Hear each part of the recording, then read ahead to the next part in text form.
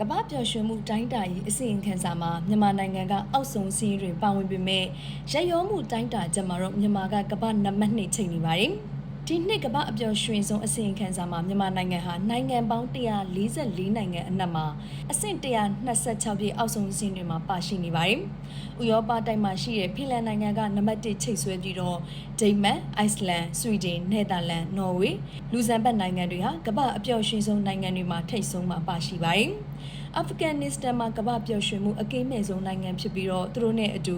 ဆီယာရာလီယွန်၊လက်ဘနွန်၊မာလာဝီ၊ဇင်ဘာဘွေနိုင်ငံတွေကလည်းဇီယာအောင်မှာတည်ရှိနေပါတယ်။အရှေ့တောင်အာရှမှာရှိတဲ့စင်ကာပူ၊ထိုင်းနဲ့ဖိလစ်ပိုင်တို့ဟာထိပ်တန်းစီးမှာပါဝင်လာတာကိုတွေ့ရပါတယ်။အမေရိကန်ဟာအဆင့်24ဖြစ်ပြီးတော့တရုတ်နိုင်ငံဟာအဆင့်68အိန္ဒိယဟာ114ကမ္ဘောဒီးယားဟာ124ဖြစ်ပြီးတော့ဘင်္ဂလားဒေ့ရှ်နိုင်ငံကတော့134နဲ့မြန်မာထက်ပိုမိုအဆင့်နှိမ့်ကျနေတာကိုတွေ့ရပါတယ်။အစီရင်ခံစာဟာနိုင်ငံတွေရဲ့လူတအုပ်ချင်းရဲ့ဝင်ငွေပြန်မြလူသက်တမ်းပေးကမ်းရရုံမှုလူမှုရေးအဖြစ်တအုပ်ကိုတအုပ်ကူညီမှုလွတ်လပ်မှုအဂတိချစားမှုအတိုင်းအတာတို့ကိုတွက်ချက်ပြီးတော့အဆင့်သတ်မှတ်တာဖြစ်ပါတယ်။ဒါပေမဲ့အစီရင်ခံစာဟာလူတအုပ်ချင်းရဲ့ဝင်ငွေနဲ့လူနေမှုအဆင့်အတန်းကိုသာအကဲဖြတ်ပြီးတော့အမှန်တကယ်ပျော်ရွှင်မှုအခြေအနေတွေကိုတိုင်းတာနိုင်ခြင်းမရှိကြောင်းလည်းပညာရှင်တွေကဝေဖန်နေကြပါတယ်။